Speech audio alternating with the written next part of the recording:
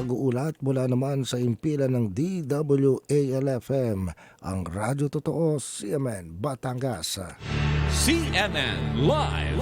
Renz Belda, magandang araw sa iyo. Magandang umaga riyan, magandang umaga Pilipinas.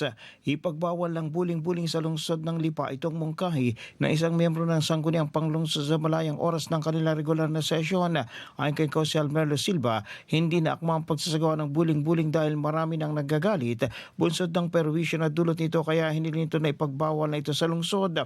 Ang pahayag ay ginawa ni Silva matapos itong buksan ni Consul Lijo Lopez kung saan sinabi nito na maraming reklamo siyang natatanggap mula sa mga sumisimba sa mga pumapasok sa opisina. Ayon naman kay Konsehal Venice Manalo, maraming hindi pabor sa tradisyong ito dahil abala sa mga commuter, banta sa kalusugan at nagdudulot ng kaguluhan at reklamo.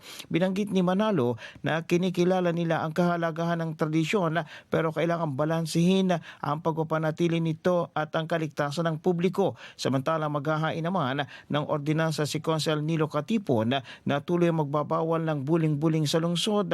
Ang buling-buling sa Lipa City ay isang taon ng tradisyon na ginaganap tuwing linggo bago ang Ash Wednesday. Sa tradisyong ito, ang mga tao ay nagbabasaan ng tubig sa isa't isa sa mga kalye ng Lipa kasabay ng pagunita ng paglilinis at pagbibinyag ni San Juan Bautista bilang paghahanda sa Kwaresma. Mula sa DWALFM 95.9, ito si Renz Belda ng CMN Batangas nag-uulat live para sa CMN Pilipinas. Maraming salamat, Renz Belda, mula po naman sa impilan ng DWALFM, Radyo Totoo, CMN, Batangas. CNN Live.